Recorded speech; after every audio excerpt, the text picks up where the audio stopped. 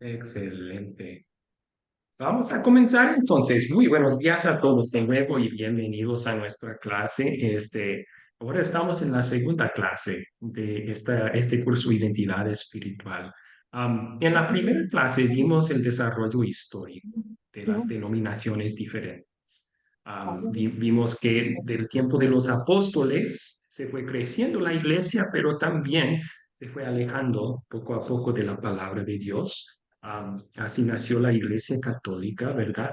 Y luego se separó, alrededor del año 1000, se separó la Iglesia Ortodoxa griega, oriental, de la Iglesia Católica y ya teníamos dos identidades espirituales en el cristianismo.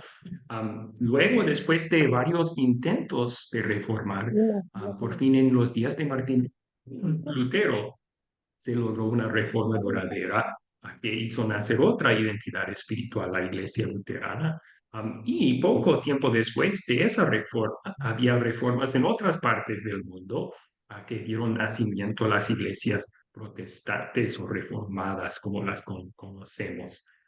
Pero hoy, ahora vamos a estudiar el porqué de las diferencias entre estos grupos. Y el porqué de las diferencias no se basa completamente en la historia, más bien en lo que decimos es la hermenéutica, la forma de interpretar las escrituras. Vamos a hablar de la forma correcta de interpretar las escrituras y cuando no usamos eso, cómo pueden salir errores en nuestras interpretaciones. Entonces vamos a pedir la bendición de Dios sobre nuestro estudio el día de hoy, comenzando con una oración. Vemos. Querido Padre Celestial, la historia nos enseña que la Iglesia cristiana puede perder el mensaje del Evangelio de salvación plena y gratuita en Cristo. Te agradecemos por personas como Martín Lutero y otros que vinieron después de él, que trabajaron tan diligentemente y con riesgo personal y rechazo para restaurar este precioso mensaje del Evangelio. Hoy te pedimos que nos uses para proteger, preservar y promover el único mensaje que puede salvar. En el nombre de Jesús oramos. Amén. Ok, muy bien. Entonces, recordemos todas las normas de nuestra clase, que queremos aprovechar al máximo nuestro tiempo juntos. Entonces, pedimos que lleguen preparados y puntuales, también mostrando respeto siempre a todos, el profesor, los otros estudiantes, y con nuestros mensajes en el grupo de WhatsApp. Ese grupo es para información sobre el curso.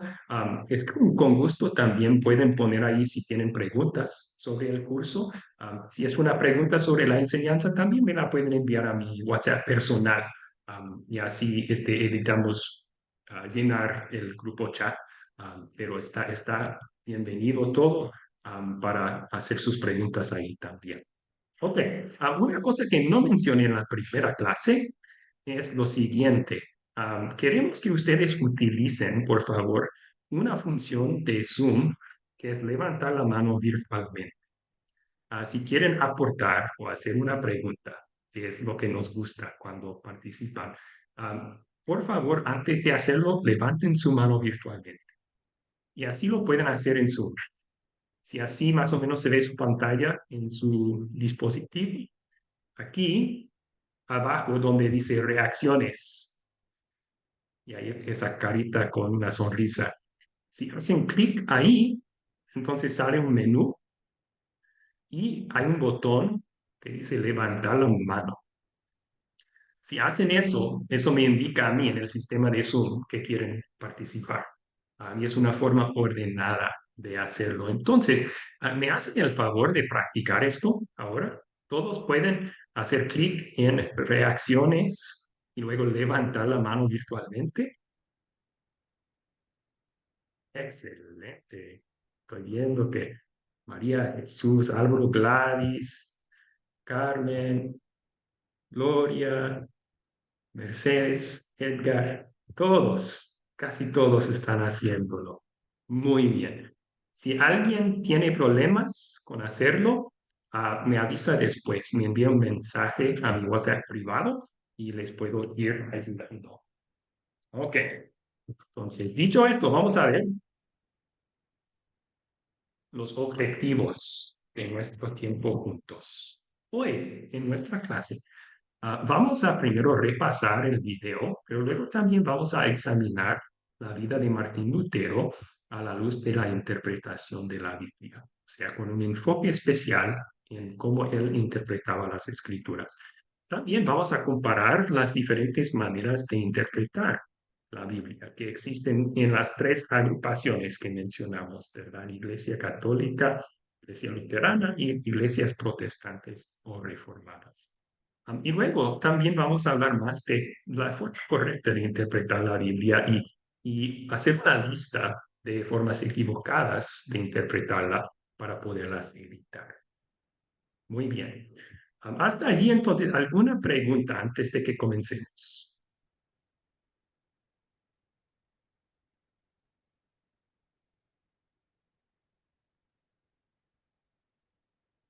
Eh, Arrancamos entonces.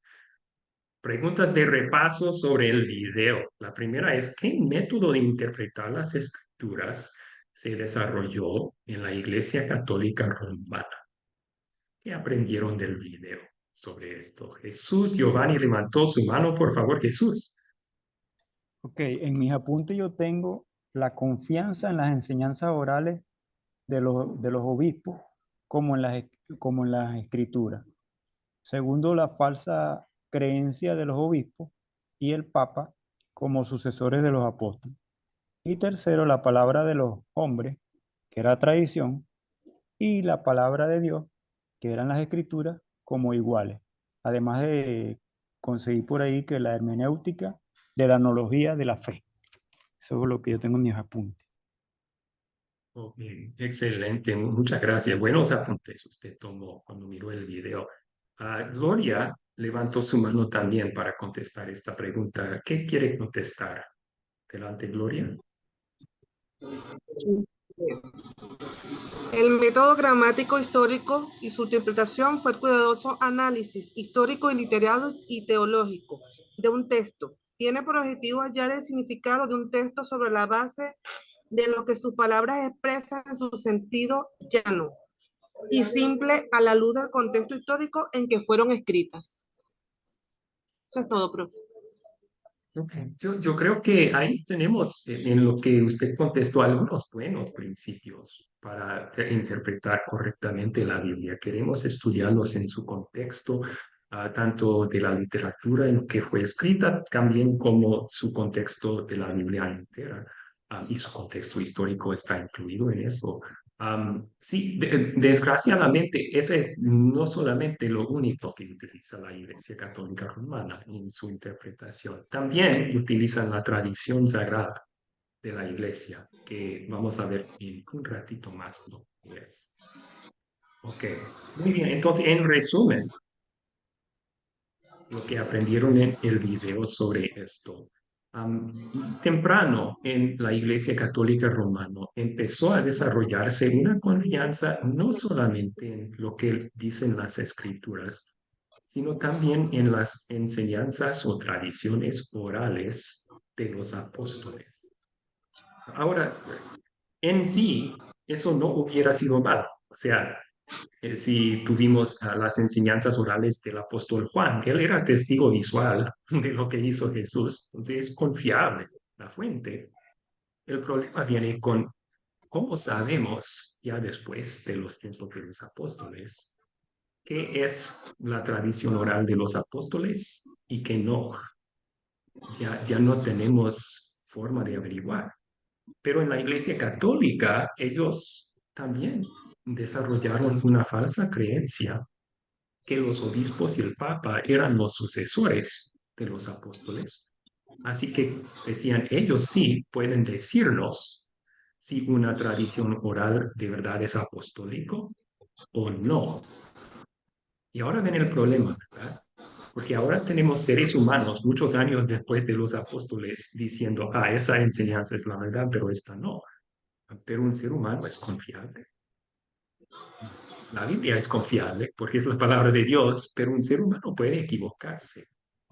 Y de esa forma, entonces, la palabra de hombres, o sea, la tradición de la iglesia, como lo dicen el Papa y los obispos, llegó a ser al par de la palabra de Dios. Y por esa razón hay muchas enseñanzas católicas que simplemente no están en la Biblia. Vamos a examinar unas de ellas en clases futuras, pero les puedo dar un ejemplo. Yo vivo en Asunción, Paraguay, Asunción. Esta ciudad fue llamada porque fue fundada la ciudad en la fiesta católica de la Asunción de la Virgen María al cielo. Am, Ahora, está en la Biblia que fue asumida la Virgen en el cielo, que ascendió al cielo como Jesús. En ninguna parte la Biblia registra eso. Pero ¿por qué creen eso los católicos entonces? Es porque en algún momento en el tiempo el Papa y los obispos decidieron que esa fue una tradición correcta y que es la verdad. No es bíblica, pero la Iglesia, la tradición de la Iglesia católica lo declara como cierto. Um, Podemos en clases futuras dar más ejemplos de eso, pero así su interpretación puso al par de la Biblia palabras de seres humanos, palabras de hombres. Ok. Siguiente pregunta de repaso, entonces, ¿qué pasó con la iglesia cristiana en 1517? ¿Qué aprendieron en el video sobre esto? ¿Qué pasó con la iglesia cristiana en 1517? Yo veo la mano de María Mendoza. María quiere contestar y luego Nimbania también levantó su mano. Amén. En 1517, el profesor monje Martín Lutero, él era el que o sea, analizaba los mensajes del Evangelio. Después de estudiar la Biblia por muchos años, Martín se dio cuenta que la salvación no era solamente por las obras, sino por medio de la gracia y la fe en Cristo Jesús. Y él empezó a hacer en esto, seguir creciendo más y más, Martín Lutero, amén. Y él decía que era ahí las principales de la Biblia sobre las tradiciones, los padres de la iglesia, el perdón de los pecados por la gracia de Dios, y recibió solamente por la fe en Cristo y no por las buenas obras.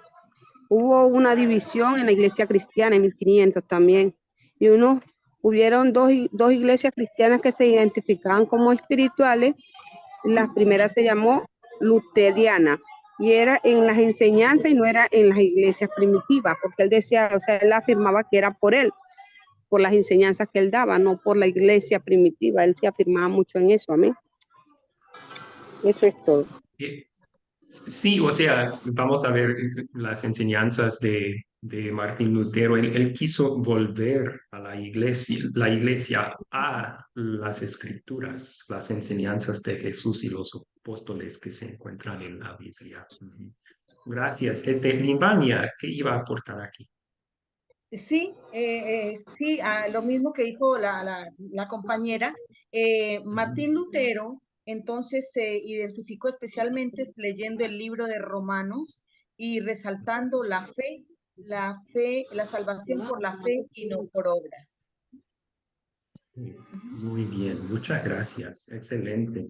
Y en particular, en 1517, esa fue la fecha, 31 de octubre, cuando Martín Lutero clavó lo que se llaman los 95 tesis a una puerta en su ciudad de Wittenberg. Y las 95 tesis eran tesis, o sea, para un debate. Él quería promulgar un debate teológico para corregir ciertos abusos que él veía en la Iglesia Católica en Alemania. Entonces fue un llamado para un debate. El problema fue que ese documento fue promulgado en toda Europa dentro de unos 3 meses. y llegó al Papa, y pues la iglesia no le gustó que había un monje alemán que quería debatir lo que se estaba haciendo en la iglesia, y veremos las consecuencias de eso después. Pero a partir de ese momento, a través de Lutero y otros reformadores que trabajaban también con él, el mensaje del Evangelio, que se había enterrado durante tantos siglos bajo las tradiciones y los escritos de la Iglesia Católica, fue redescubierto. O sea, no piensen que Martín Lutero estaba empezando a dar nueva enseñanza suya. Su punto entero era: volvamos a lo que siempre ha enseñado la Biblia, porque ya parece entonces, bajo todas las tradiciones de la Iglesia Católica, se había escondido el mensaje simple del Evangelio, que somos salvos por medio de la fe en Cristo Jesús y solamente la fe en Cristo. Ahora, por primera vez en más de 1000 años, la Iglesia Católica Romana no era la única iglesia cristiana en el Occidente. Las iglesias luteranas nacieron en Alemania también. Okay. Siguiente pregunta de repaso. ¿Cuáles fueron las principales reformas que hizo Martín Lutero? ¿Cuáles fueron las principales reformas que hizo Martín Lutero? ¿Recuerdan el video sobre esto? Estoy tratando de dar a todos la oportunidad de participar. Entonces, ¿alguien quien no hemos escuchado todavía quiere contestar esta pregunta?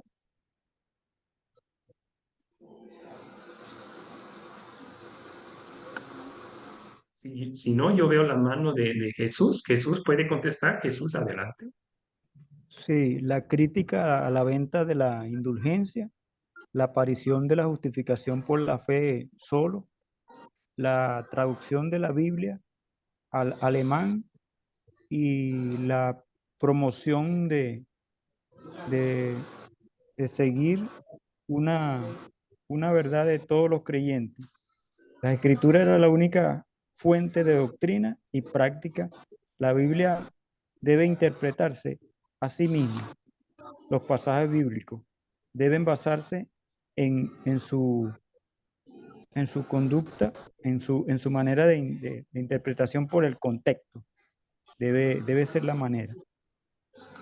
Gracias. Muy buena respuesta. Gloria, ¿qué quería agregar a esa respuesta? La reforma protestante que se presentaron en la reforma que hizo Martín Lutero fue la bautista, la metodista, el anglicanismo, el calvinismo y la presbiteriana. Ok, sí, esas son iglesias protestantes que nacieron un poco después de Lutero. O sea, la reforma de Lutero sucedió primero y luego iglesias metodistas, presbiterianas, etcétera, nacieron como resultado de reformas más bien de Calvinos, Englío y otros en otras partes del mundo, pero alrededor del mismo tiempo, o sea, pocos años después de la reforma de Lutero. Muy bien. Bueno, entonces, ¿cuáles fueron las principales reformas que hizo Martín Lutero? Aquí tenemos un resumen de lo que aprendieron en el video. El principal era el redescubrimiento del mensaje del Evangelio, el perdón completo y gratuito en Cristo. En la Iglesia Católica se había empezado a enseñar, y sigue siendo su enseñanza oficial, que el perdón de Dios es condicional. Recibo perdón solamente si hago buenas obras. Ese no es el mensaje de la Biblia. El mensaje de la Biblia es que Dios perdona gratuitamente por medio de la fe y que hacemos buenas obras no para ser salvados, sino porque hemos sido salvados en gratitud, que Dios nos ha otorgado su perdón y salvación como un regalo. Entonces, el redescubrimiento de ese mensaje fue el principal cambio de la reforma. También hubo un regreso a las escrituras, como dijo Jesús. Lutero se dio cuenta que mucho de lo que se enseñaba en la Iglesia Católica no era bíblica, o sea, eran de tradiciones de la Iglesia. Y él quiso volver a la Iglesia, a las escrituras y lo que dice la palabra de Dios como su autoridad. Entonces, él dijo que la Biblia debe interpretarse a sí misma. Los pasajes bíblicos deben verse en su contexto y los poco claros deben interpretarse en base a pasajes claros que hablan de la misma enseñanza.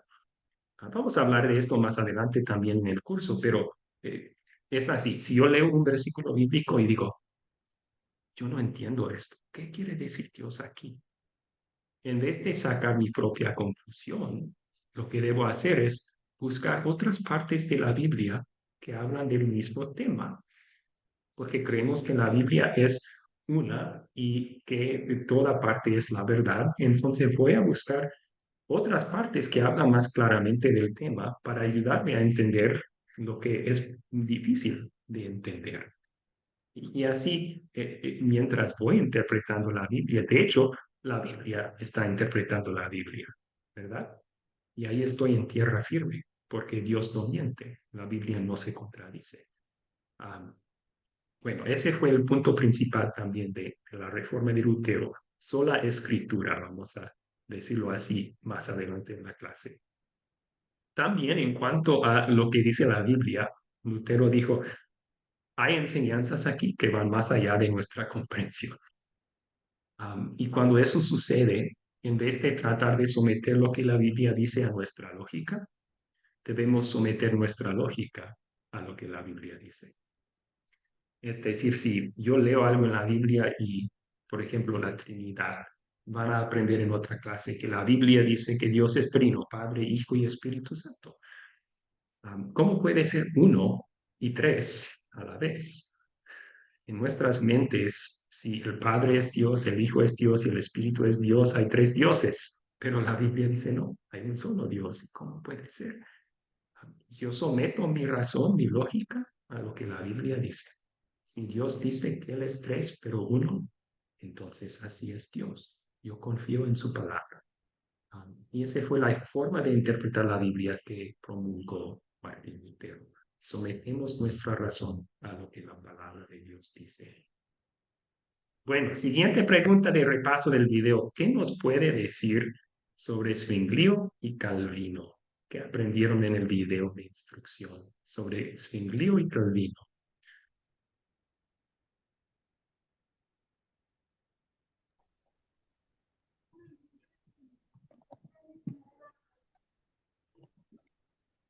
Carmen Ovelar levantó su mano. Carmen, por favor, ¿quiere empezar?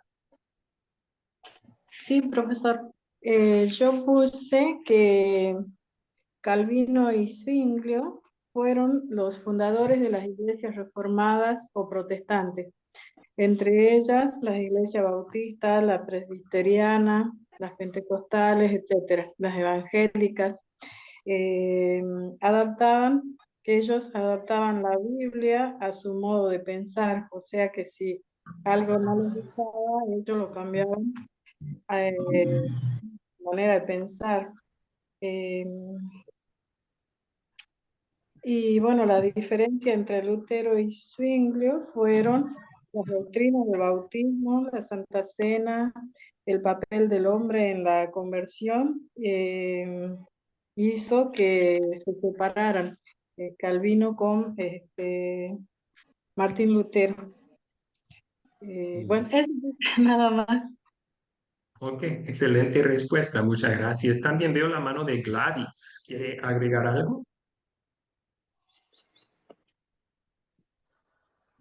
Sí, perdón, me costó un poquito el audio. Sí, Sí. ellos se basaban mucho en la corriente humanista, porque en cuanto a la corriente humanista.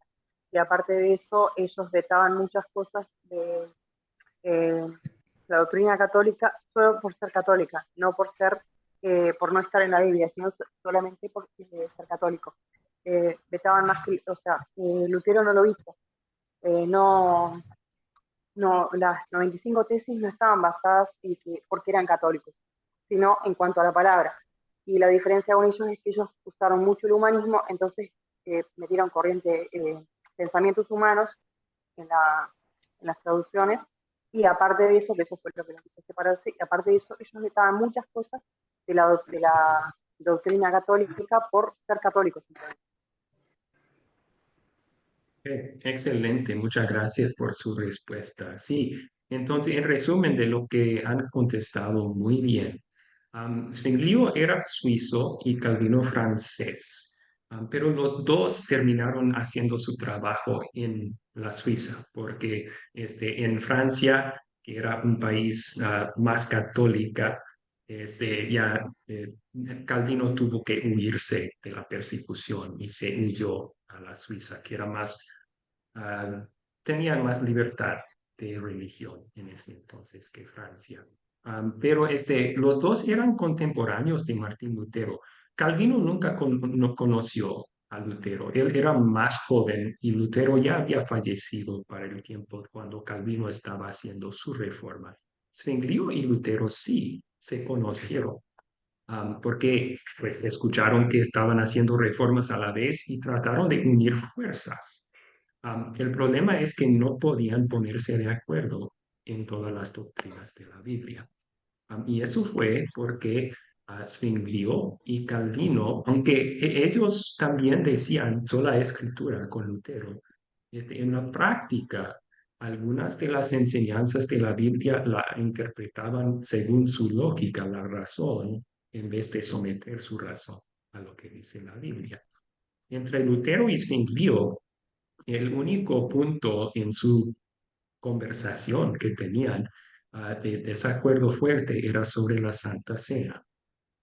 Y vamos a ver las diferencias que siguen existiendo hoy entre la iglesia luterana y lo que enseñan muchas iglesias protestantes y reformadas sobre la Santa Cena en una clase futura.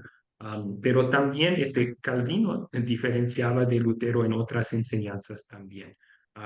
Entonces estaban de acuerdo con gran parte de la teología bíblica, pero en cuanto al bautismo, a Santa Cena y la doctrina de elección en particular, y más después sus iglesias también en cuanto a la conversión, tenían desacuerdos, no podían llegar a un acuerdo sobre eso. Y veremos por qué en clases futuras vamos a pasar tiempo estudiando cada uno de estos temas en particular por un tiempo. Bien. Entonces, otro problema, otra diferencia que había entre esos otros reformadores y Lutero, ellos ya saliendo de la Iglesia Católica querían deshacerse de todo lo católico. Y Lutero dijo, debemos desechar algo, no por ser católico, sino por no ser bíblico. O sea, si la Biblia prohíbe algo, sí, lo desechemos. Pero si la Biblia permite algo, no podemos prohibir lo que Dios permite. Entonces había ciertas costumbres dentro de la Iglesia Católica que no eran prohibidos por Dios, pero Zwinglio y Calvino dijeron, porque es costumbre católica, tiene que irse. Y Lutero decía, no necesariamente. Si es una buena costumbre que sirve el bien de los seres humanos y da gloria a Dios, y no lo prohíbe la Biblia, entonces debemos permitirlo. Bueno, Lutero rechazó solo aquellas cosas encontradas en la Iglesia Católica Romana que no eran bíblicas. Entonces, y sí, sigue siendo esto algo de problema, diferencia entre iglesias luteranas y iglesias protestantes hoy en día. Yo recuerdo, yo conocí a un hermano en la fe de una iglesia reformada o protestante y él decía que en su iglesia no utilizan el Padre Nuestro. Y pregunté, ¿por qué no utilizan el Padre Nuestro? Porque es una oración católica. Y yo dije, pues vamos a abrir la Biblia a Mateo capítulo 6, donde Jesús enseña que oremos el Padre Nuestro. Y, se dio cuenta, ¿está en la Biblia el Padre Nuestro? Sí, está en la Biblia. Entonces, si desechamos esa costumbre católica de orar el Padre Nuestro, de hecho estamos desechando algo bíblico, que Jesús nos enseña a orar. Así que Lutero dijo, no, guardamos lo bíblico y correcto, pero sí, todo lo que no es bíblico lo desechamos. Muy bien, entonces, ¿alguna pregunta está aquí?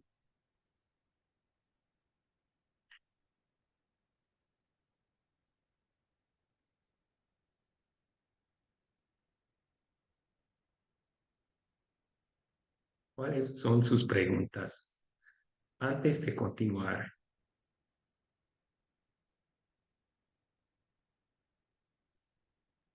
sin pena, sin temor. A veces los profesores decimos, si tienes una pregunta, pero tienes miedo de preguntarla, es casi seguro que alguien más tiene la misma pregunta, pero también tiene miedo de preguntarla. Entonces, adelante. La Iglesia Católica bautiza a los niños y en la Biblia no aparece nada de eso. O sea que eso es normal porque no aparece en la Biblia de eso, del bautismo de niños no aparece. Vamos a pasar toda una clase estudiando el bautismo, y lo que la Biblia dice y también compararla con lo que dicen en ciertas iglesias sobre eso. Así que esperen con ese tema hasta que lo estudiemos al fondo. ¿Ok? Muy bien. ¿Alguien más tiene preguntas?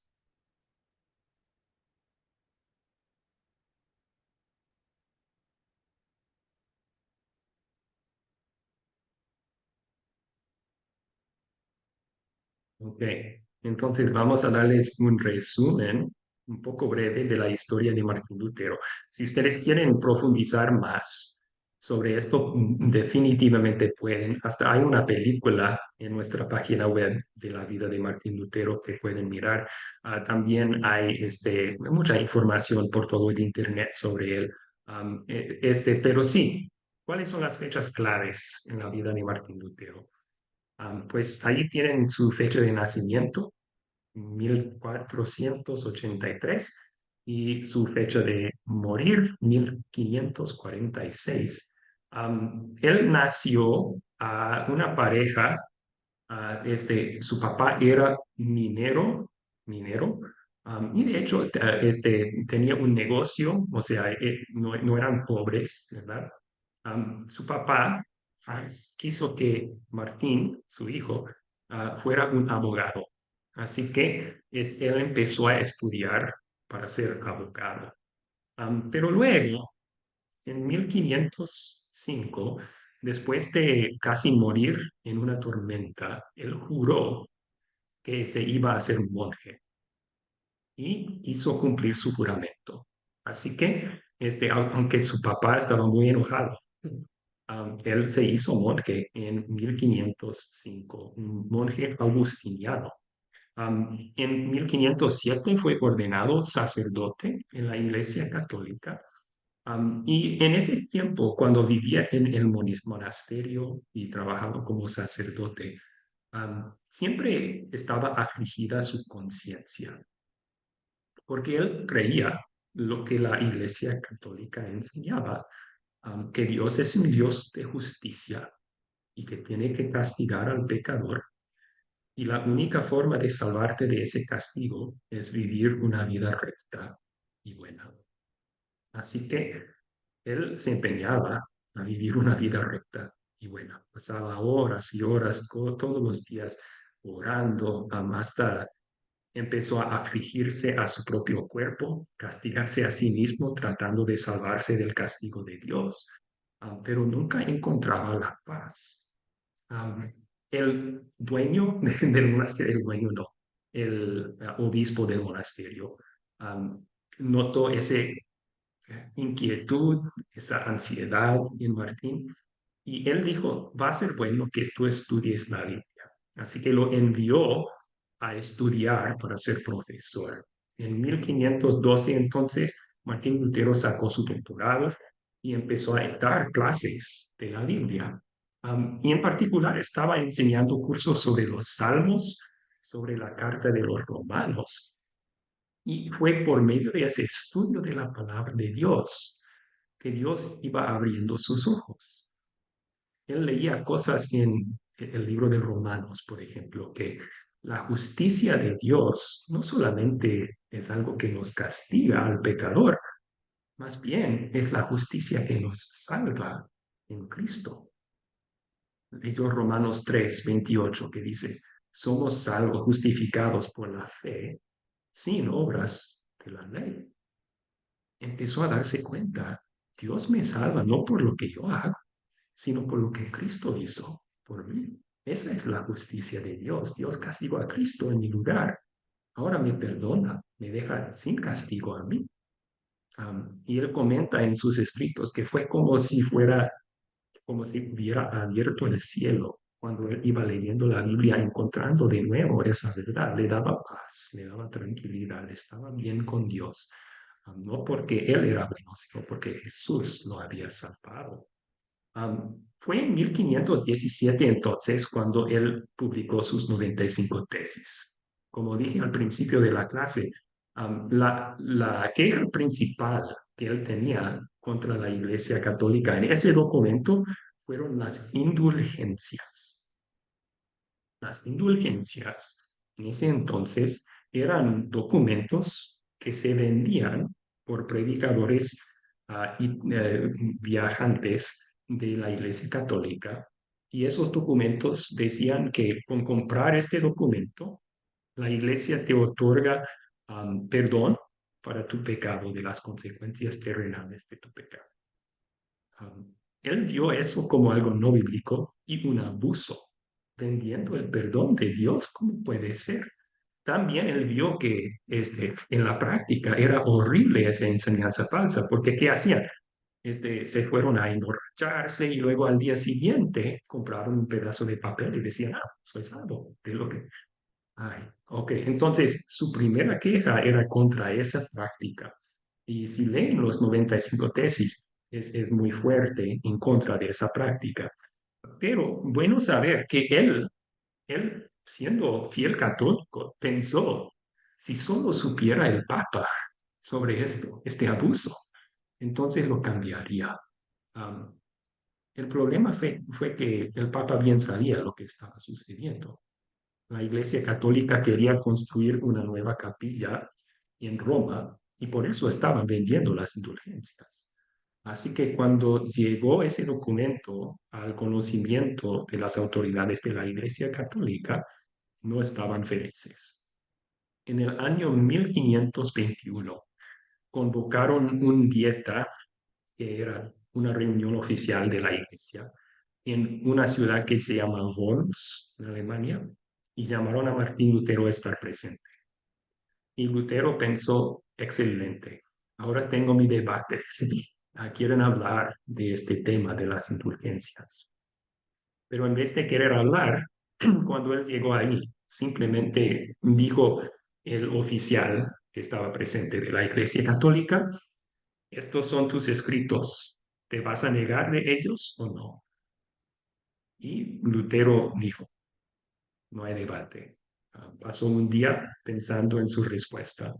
Al día siguiente, él dijo, hay ciertas cosas en mis escritos de que puedo negar, porque son mis opiniones nomás. Pero lo que yo escribo, la mayoría, es lo que la Biblia dice, y de esas cosas no puedo negar. Así que él dijo, aquí estoy, en lo que he enseñado. Y a partir de ese momento, entonces, fue excomulgado de la Iglesia Católica. Lo excomulgaron y él tenía que esconderse. Unos amigos suyos lo secuestraron en el camino cuando él estaba regresando a casa de esa reunión que tuvo, porque sabían que su vida está en peligro. Igual que Hus antes, que lo quemaron en la hoguera, ¿verdad? Pensaban que iban a hacer lo mismo con Lutero. Sus amigos lo secuestraron y lo escondieron en un castillo y Martín Lutero se disfrazó de caballero, o sea, creció su barba, se vestía con espada, todo eso. Durante ese tiempo, cuando estaba escondido en un castillo, él tradujo el Nuevo Testamento al alemán. La mayoría de la gente no tenía acceso a la Biblia, y si tuvieran acceso a la Biblia fue en latín. No podía entender la gente común el latín.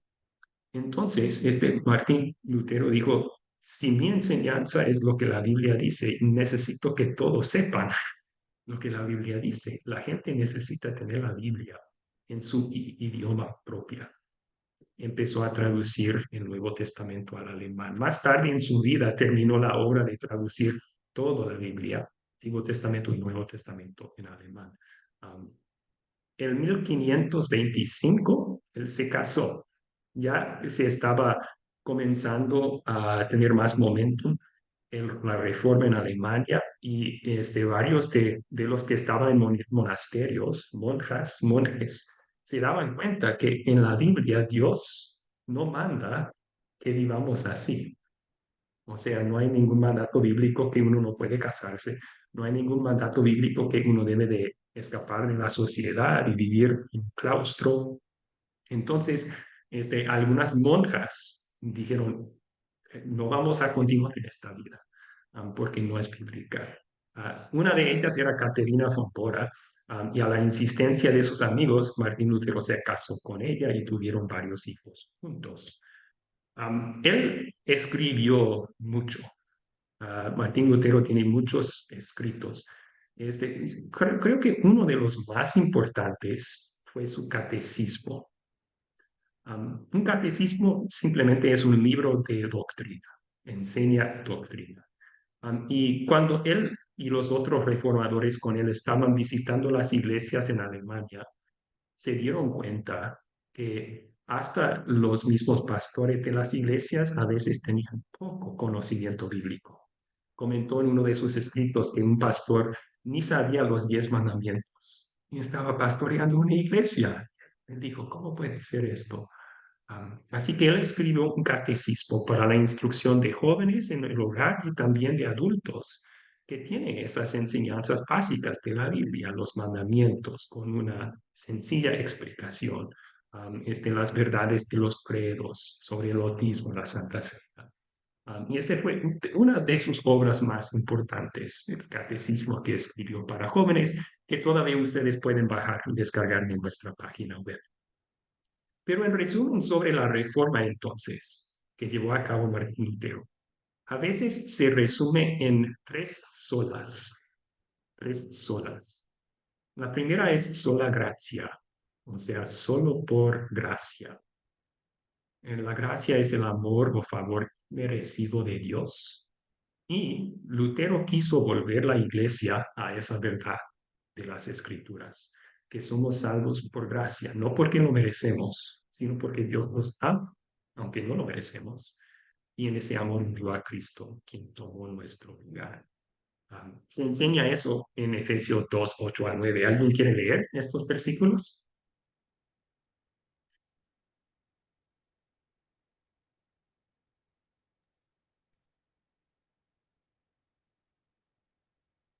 Por favor, Gloria levantó su mano. Gloria, gracias.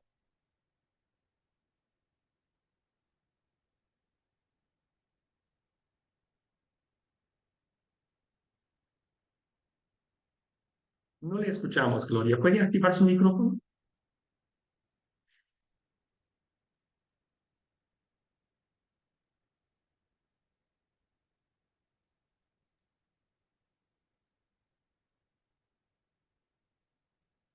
Aún no le podemos escuchar, Gloria. Active su micrófono, por favor.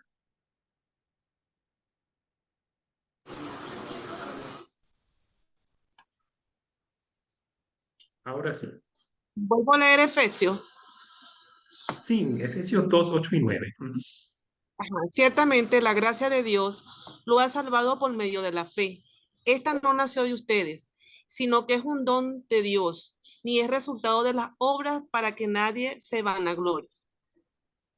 Sí, excelente. Entonces, esa verdad que somos salvos por la gracia sola fue una de las énfasis de la reforma de Lutero. Otra era sola fide, o sea que solo por la fe somos salvos, por medio de la fe en Cristo Jesús, no por las obras, ni un poco por nuestras obras. Como dice en Romanos 3:28. Gladys, ¿quiere leer Romanos 3:28? Por lo tanto, llegamos a la conclusión de que el hombre es justificado por la fe en las obras de la ley. Romanos 3. Martín Lutero tomó estas palabras como la verdad. O sea, nuestras obras no nos salvan ni un poquito. Somos salvos por la fe sola en Cristo Jesús. Entonces, las obras, sí, Martín Lutero enseñaba que son muy importantes, las buenas obras, pero son el resultado de nuestra salvación, no la causa de nuestra salvación. Entonces, hablaremos más de eso en la siguiente clase. Y la otra énfasis de la Reforma, a diferencia que la Iglesia Católica era sola escritura, solo por las escrituras. O sea, que todas las enseñanzas deben de derivarse solamente de la Biblia, no de la Biblia ni la tradición ni ninguna otra fuente. Y ahí tenemos otro versículo bíblico, Juan 17:17. Angélica, ¿quiere leer ese versículo? Sí, pastor. Para leer. Santificados en tu verdad. Tu palabra es verdad. Excelente, muchas gracias. Entonces Jesús dijo, tu palabra, Señor, es la verdad. En cuanto a nuestra fe, nuestra vida, hay Martín Lutero, solamente una norma. La norma es la palabra de Dios.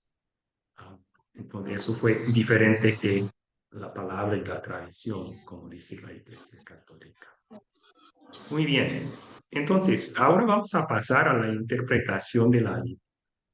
Y vemos las diferencias entre las denominaciones, tiene su raíz en esto, sus formas diferentes de interpretar la Biblia. Pero antes de pasar aquí, ¿cuáles preguntas tienen sobre Lutero o la Reforma? Pastor, yo tengo una pregunta, qué pena. No, adelante, Angélica, no hay pena. ¿En qué parte de la Biblia yo puedo buscar lo del Padre Nuestro?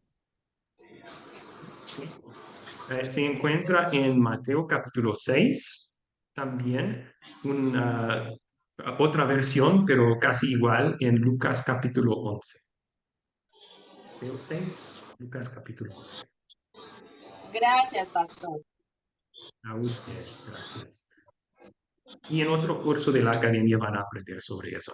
Sacramentos y oración, estudian el Padre Nuestro también. ¿Okay? ¿Alguien más tiene preguntas aquí?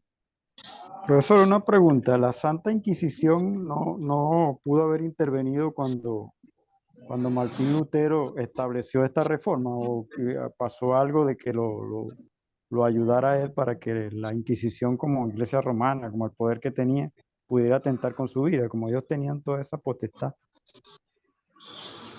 Sí, sí, o sea, esa es parte de la providencia divina que vemos en la vida de Martín Lutero. Él murió de causas naturales, aunque la Iglesia Católica intentaba de matarlo. Murió de causas naturales. Y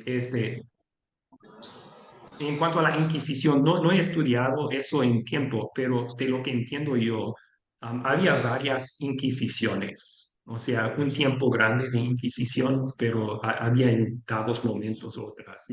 Y vemos que antes de Lutero, por ejemplo, Savonarola y Hus, que intentaron reformar la iglesia, fueron quemados por lo que hicieron como herejes, ¿verdad?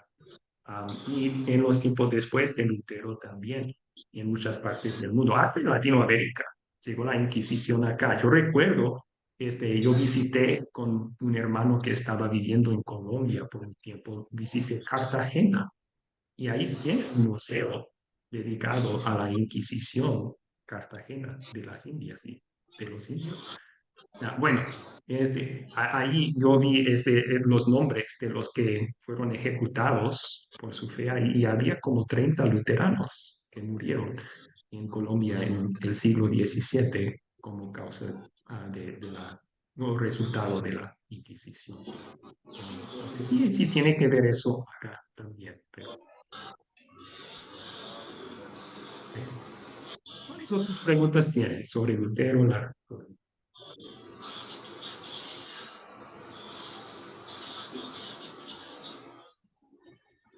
Ok, entonces vamos a pasar a este tema del método de interpretar las escrituras. Ya hablamos un poco sobre el método que se desarrolló de interpretar la Biblia en la Iglesia Católica. ponen en un par, dan igualdad a las escrituras y la sagrada tradición. Y aquí tenemos una cita más reciente, en 1965, esta declaración oficial de la Iglesia Católica sobre cómo interpretar la Biblia. Dice, es evidente, por tanto, que la sagrada tradición, la sagrada escritura y el magisterio de la Iglesia, o sea, tradición son las enseñanzas supuestamente orales de los apóstoles.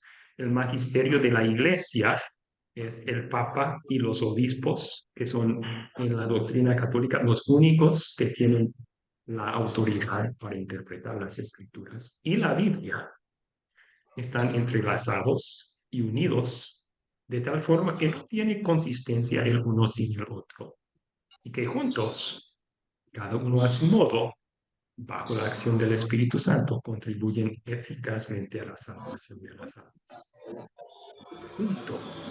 Tiene consistencia uno sin el otro, o sea, están al par, ¿verdad? Ponen la palabra de hombres, el magisterio, la tradición, al lado de lo que dice la Biblia. Dice que uno no puede interpretar el uno sino el otro. Así que en vez de sola escritura, para ellos es escritura más lo que dice la Iglesia.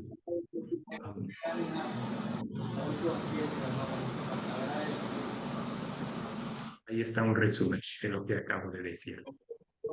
Las autoridades en interpretar la Biblia son la Biblia, la tradición y los que enseñan oficialmente en la Iglesia.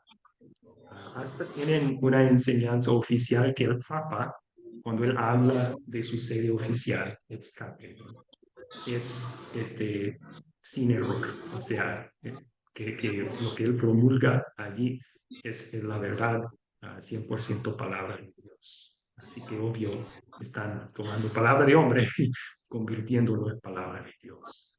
Como resultado, muchas enseñanzas en la Iglesia Católica no se encuentran en la Biblia. Y mencionamos uno, veremos otros en clases futuros. Ok. Ahora, en muchas iglesias protestantes, no todos, como mencionamos antes, hay mucha variedad de enseñanza en esa tercera agrupación de iglesias protestantes reformadas. Pero muchas de ellas sí siguen la interpretación que tenía Calvino y Zwinglio. ¿Y recuerden cuál fue el problema con su forma de interpretar las escrituras? Lo mencionamos antes en la clase.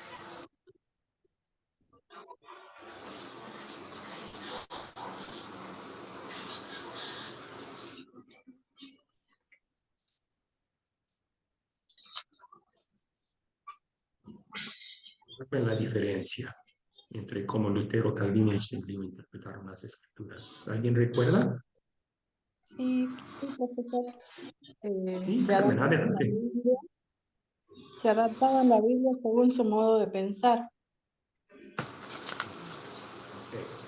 Y entonces hablamos de la razón o la lógica humana y que en muchas circunstancias, sin saberlo, tal vez, pusieron su propia razón o lógica encima de lo que la Biblia dice.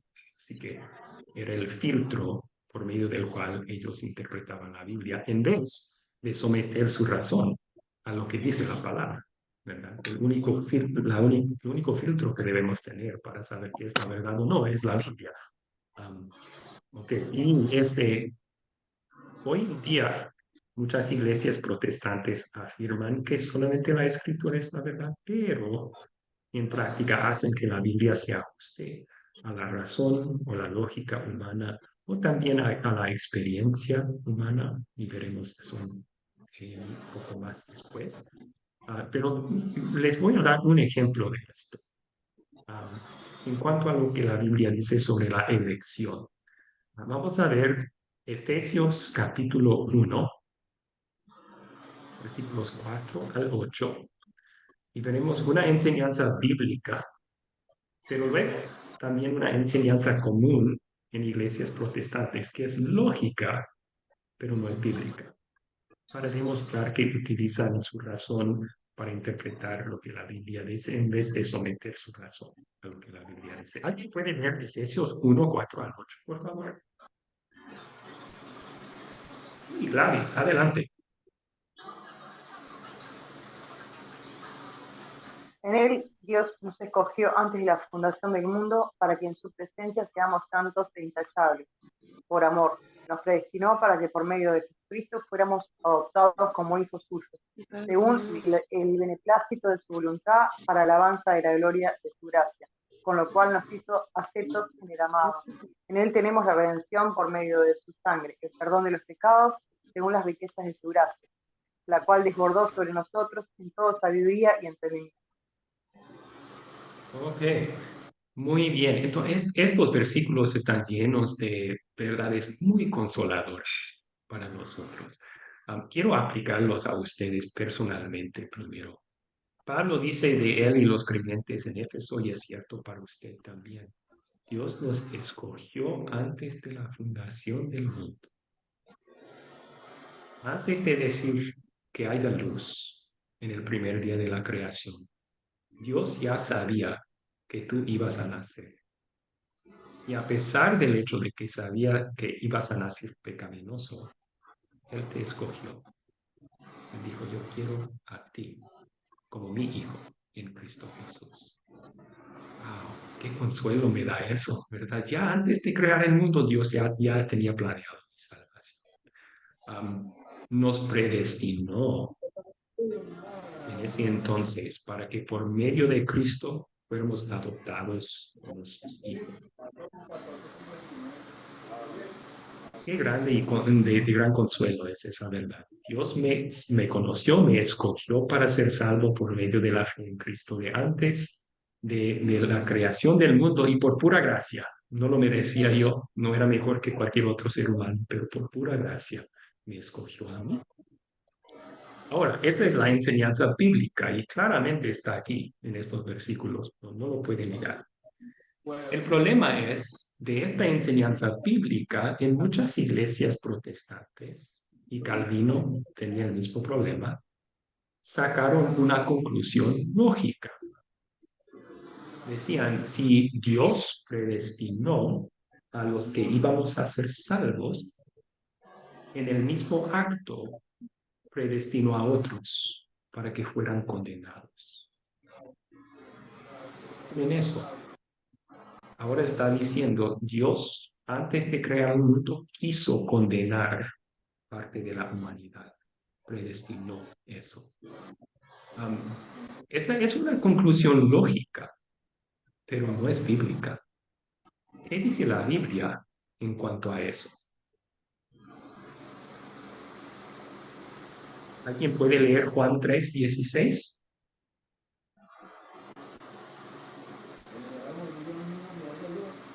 Angélica, por favor, levanta su mano, Angélica.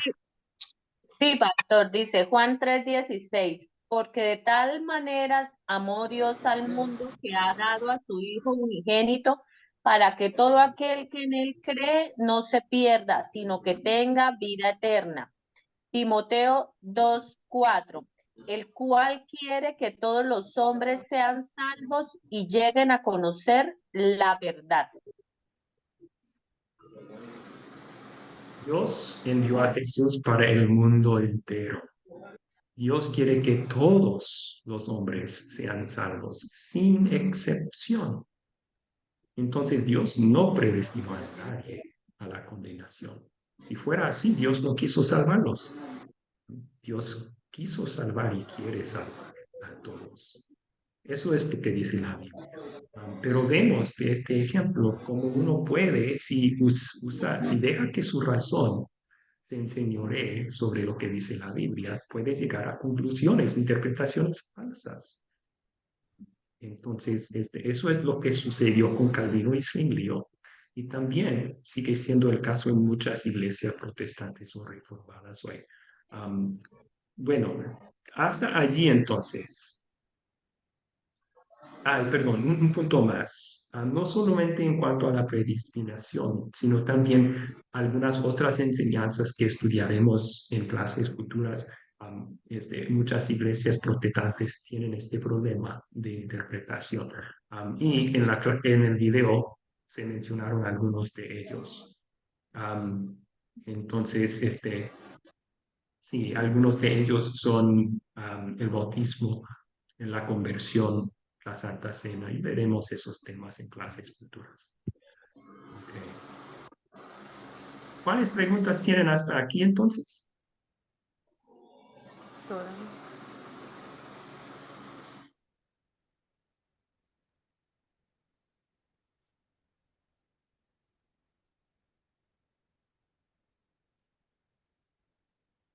Sí, Limbania, por favor.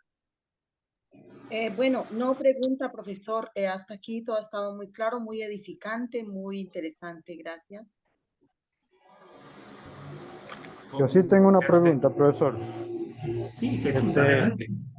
La pregunta que yo tengo, entonces, con esta división de la iglesia, ¿se le hizo un bien a la humanidad y al mismo Dios al enderezar el camino, o sea, el verdadero camino, que parece que estaba como desviado? Entonces, ahí se le hizo un bien a tomar la verdadera iglesia.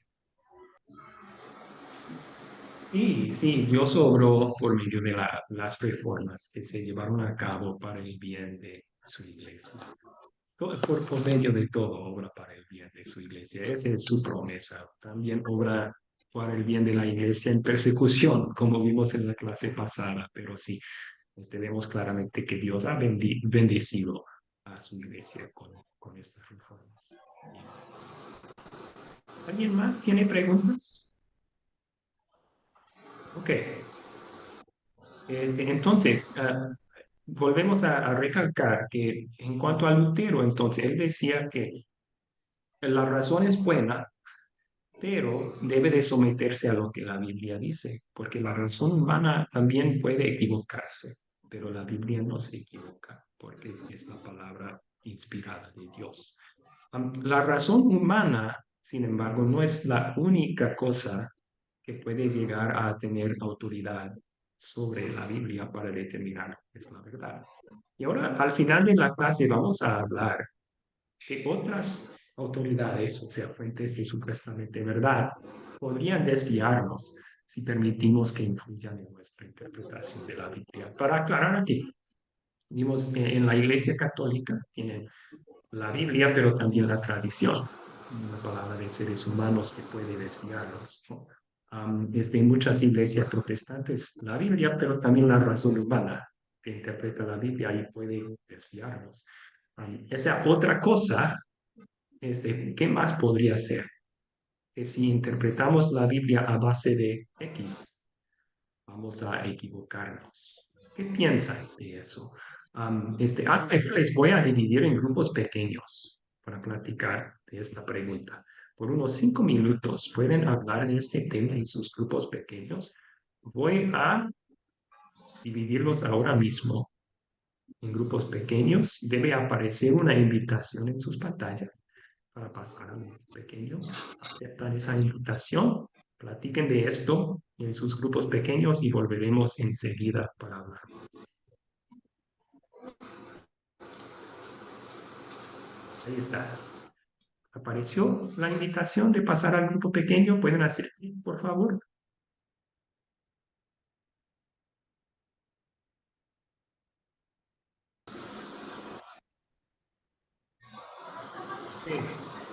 Sí, un poco difícil la pregunta. Lo siento si no entendían bien la pregunta en sus grupos pequeños. Pero ahora vamos a dar un resumen también. Antes de eso veo que María levantó su mano. ¿María tiene pregunta?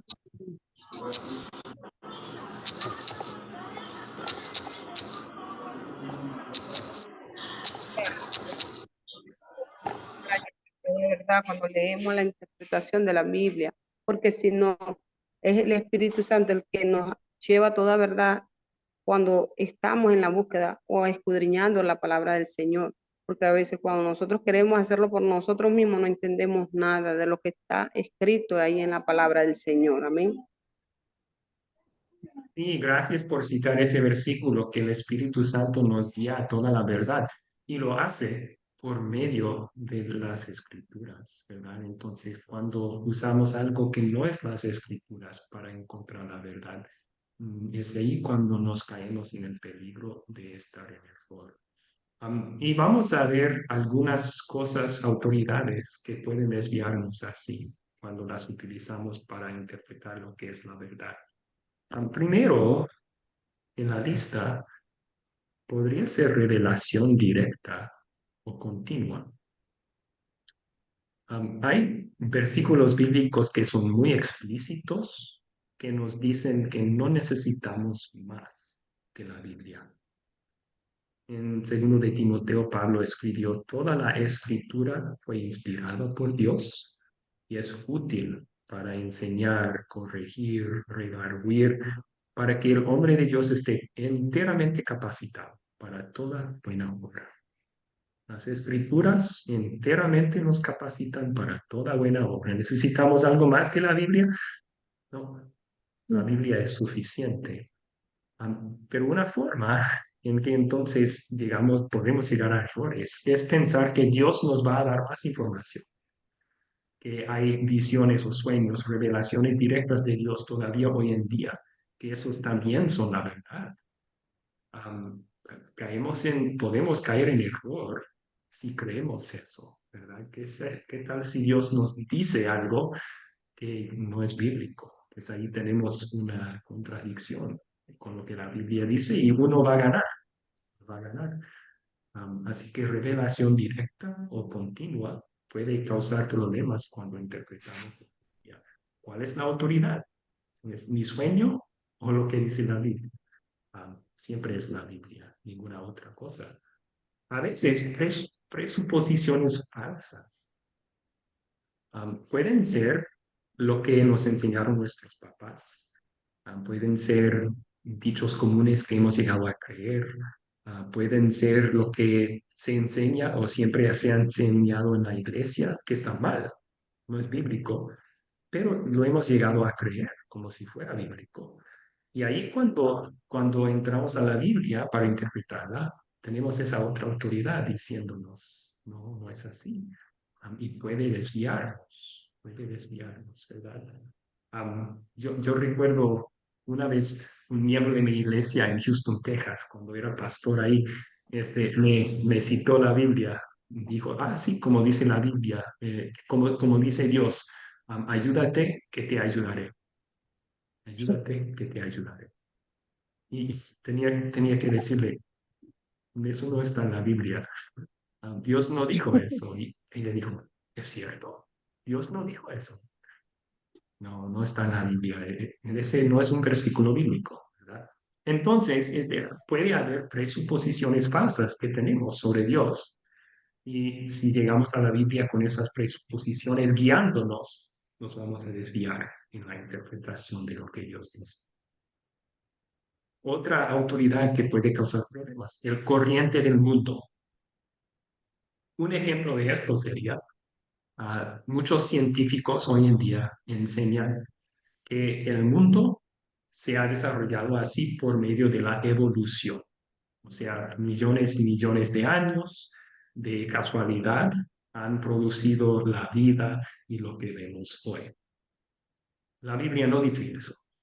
La Biblia dice que Dios creó todo en 6 días. Pero hoy en día muchas iglesias están utilizando el corriente del mundo para interpretar la Biblia.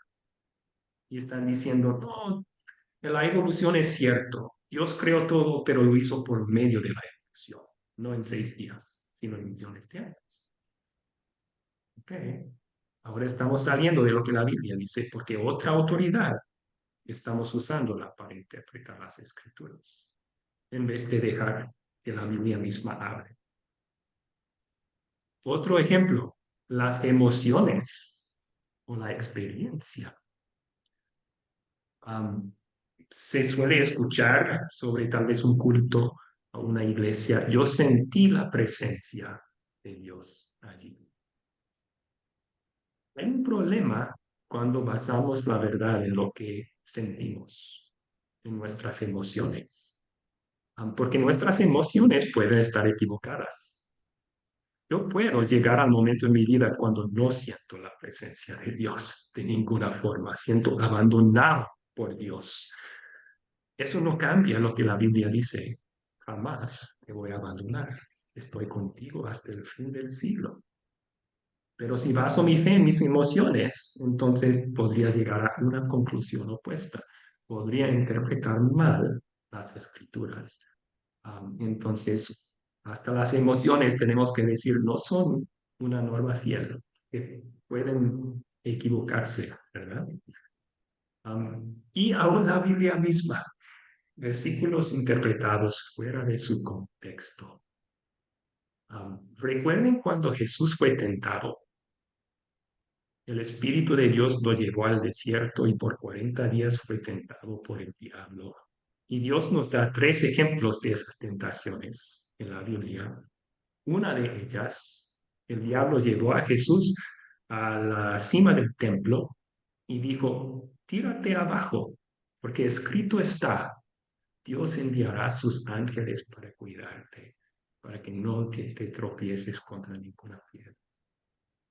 El diablo citó la Biblia para tratar de tentar a Jesús. Él sacó un versículo fuera del contexto, un versículo que promete que Dios enviará a sus ángeles para cuidarnos. Y dijo a Jesús, a ver, si Dios promete tu protección, tírate, Dios te va a proteger. ¿Y qué contestó Jesús? Él citó otro versículo bíblico. Él dijo, también dice las escrituras, no pondrás al Señor tu Dios a la prueba. Ok. Cuando interpretamos la promesa de ángeles y su protección en el contexto de la Biblia entera, nos damos cuenta, es una interpretación falsa decir que podemos brincar. Más bien, tenemos esa protección, pero Dios no quiere que nos arriesguemos sin causa. Eso le provoca a Dios, le pone a prueba a Dios. Y la Biblia dice que Él no quiere eso. Así que hasta sacar versículos bíblicos fuera de su contexto, podemos interpretarlos. Y es por eso que en la academia, y junto con Martín Lutero, decimos, dejemos que la Biblia interprete a sí misma. En vez de usar la emoción, la experiencia, el corriente del mundo, lo que dicen los científicos para interpretar la Biblia, vamos a usar la misma Biblia para interpretar la Biblia. Y eso también es bíblico. Leamos juntos 2 de Pedro 1, 20 al 21. ¿Alguien quiere leer? 2 de Pedro 1, 20 al 21. Sí, María, por favor.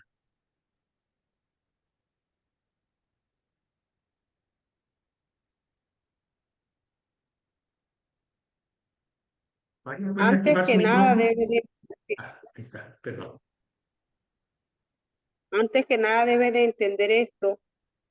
Ninguno proferió de la escritura o de la interpretación privada, porque lo profesió nunca estuve bajo el control de la voluntad humana, sino que los sobre los santos hombres de Dios habitaron bajo el control del Espíritu Santo. Amén.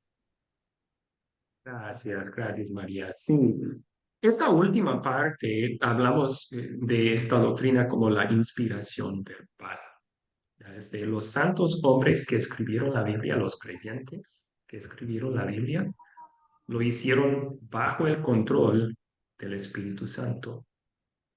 O sea, por eso la Biblia no es palabra de hombres, es palabra de Dios. Dios, el Espíritu Santo, los guió para que escribieran cada pensamiento y palabra que Él hizo. Por eso podemos estar seguros que la Biblia es la verdad, es la palabra de Dios, no de hombres. Es 100% correcto en todo lo que dice. Pero eso lleva a otra implicación, dice Pedro. Si es palabra de Dios, no de hombres, entonces tampoco es de interpretación privada. Eso quiere decir que no es correcto tomar un versículo y decir, esto opino yo sobre su interpretación, eso opina aquel sobre su interpretación. No podemos dar a la Biblia el significado que nosotros queremos darle, porque no es nuestra palabra, es palabra de Dios. Solo Dios puede explicarnos lo que significa un versículo u otro. ¿Y cómo lo hace?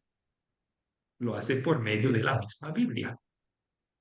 Entonces, si llegamos a un versículo que no entendemos, veamos lo que lo demás de la Biblia dice sobre el tema.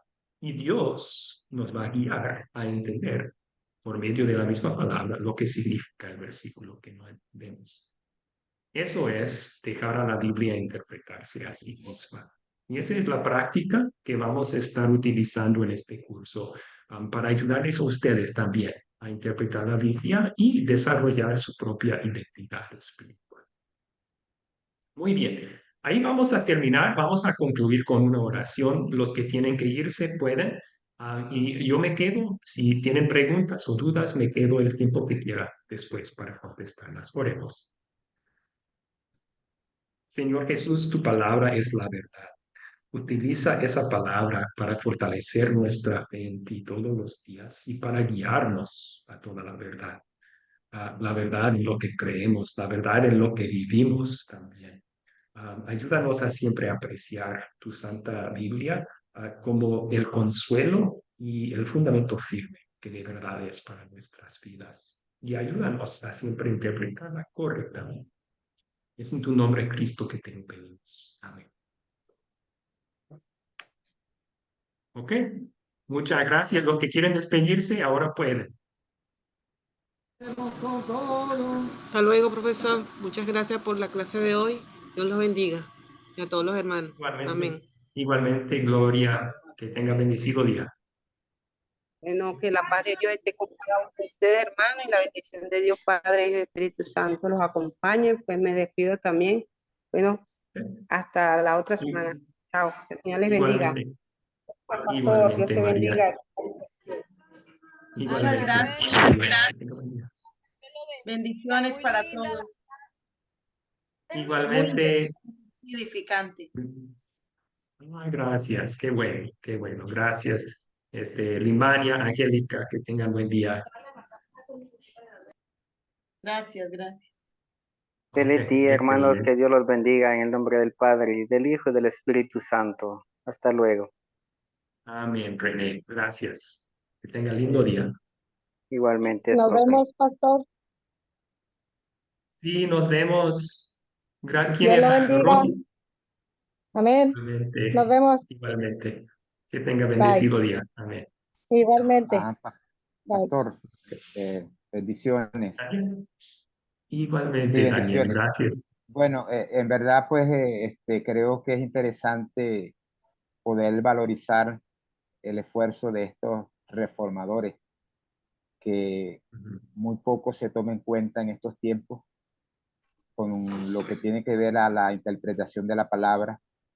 Tan fácilmente, pues, vemos tanta confusión hoy en día que está dañando el Evangelio.